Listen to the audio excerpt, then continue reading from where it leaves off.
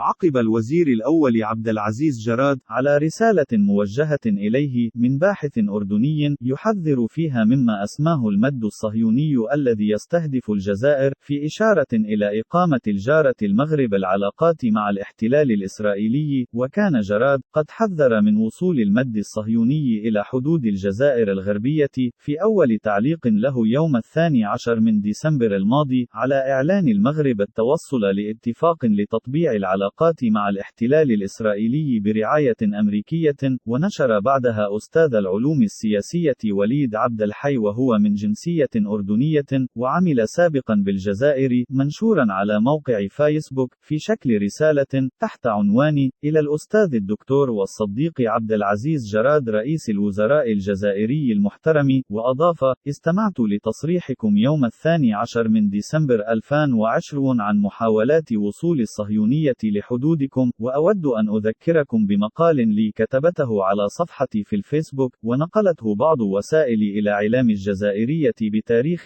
8 من ديسمبر 2013، أي قبل 7 سنوات، وقلت فيه إن الشيطان الصهيوني يزحف نحو الجزائر. وأعاد عبد الحي نشر المقال مجددا، وتضمن 13 دراسة إسرائيلية قال إنها حول الأوضاع الداخلية في الجزائر بشكل يثير الهواجس، فيبدو أنهم يريدون بلوغها كما بلغوا غيرها. وختم هذا الباحث الأردني منشوره بالقول: دعوتي للأخوة في الجزائر الحبيبة، انتبهوا، وكما تقولون حلوا عينيكم، فالشيطان يزحف نحوكم. ورد الوزير الأول عبد العزيز جراد على رسالة هذا الأكاديمي الأردني بالقول: اطلعت على منشورك الأخير واعتبرك باحثا له بعد علمي ووعي وطني. وأضاف: في آخر كتابي لي الجيوسياسية مفاهيم، معالم ورهانات، تناولت واقع العلاقات الدولية الراهنة بمقاربة استشرافية تخص مستقبل محور الفضاء الجيوسياسي العربي، الإفريقي والمتوسطي. وأوضح: أتمنى أن نبقى على تواصل لفهم وتحديد الرهانات الدولية، خاصة في العالمين العربي والإسلامي. تحياتي الأخوية وبالتوفيق.